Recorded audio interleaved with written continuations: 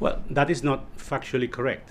The fact of the matter is that the biggest employer in Gibraltar is the public sector, or it's the government of Gibraltar, meaning that they are contributors of tax and obviously social insurance. So they do pay a part in the economy, you know, in the taxes of government. So what we actually saying, and I'm also saying that it's a yearly thing. You know, the attack on public sector workers, it's now a customary, and I've seen it myself for the last 30 years, as I explained in my press release, you know, and I believe it's not a fair way to tackle the current situation, you know, in the economic situation that we're currently living. You talk about the public sector pay freeze over the past 2 years, but Sir Joe Bolsano has said that the public sector earns on average 40% more than those in the private sector. I mean, is that a figure you'd agree with?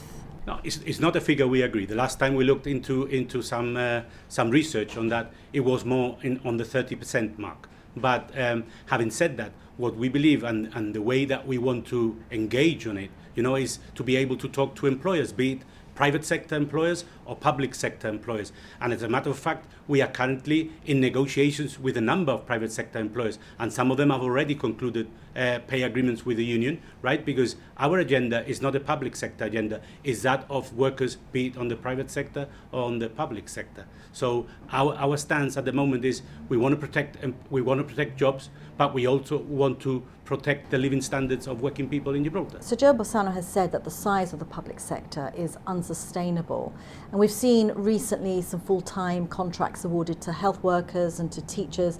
Is the union trying to have its cake and eat it?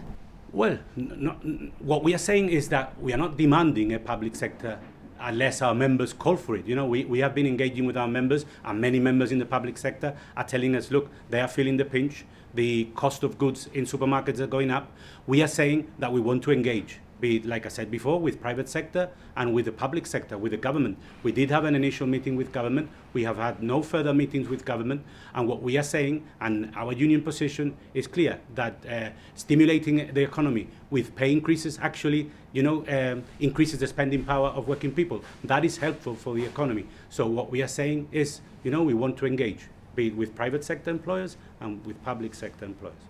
You say the focus should now be on increasing the size of the economy, but in order to do that, shouldn't there be some compromise from all sectors? Absolutely. We accept that obviously there needs to be compromise. We need to look at situations, we need to look at the situation that certain businesses have, but at the same time, we need to understand that the current cost of living crisis, because it is a crisis. You know, current estimate is at 4.9%, the cost of living at the moment. So what we are saying, we need to engage. We need to have those discussions, because what we don't think that the way forward is an austerity. An austerity plan does not bring the economy to the place we want it to be. And where are you in these discussions? Well, like I said before, in terms of private sector employers, we finalized one with Resolve, which we got a 5% increase. We announced that a month ago. We've just finalized one with Redso. We are in discussions with many employers who are recognizing, you know, that the cost of living inflation is a problem for workers themselves, even though that some businesses are struggling, and some of the businesses that are struggling are having those conversations with us. So what we are calling is, we want to have those conversations with government as well, because we don't believe the answer is another a pay freeze or pay restraint. That wasn't the answer in the UK. UK workers in the public sector have gone through pay freezes and pay restraints for the last 12 years. Our MOD counterparts have suffered those consequences in Gibraltar, and we don't believe that that is a way forward for Gibraltar, be it in the private or in the public sector.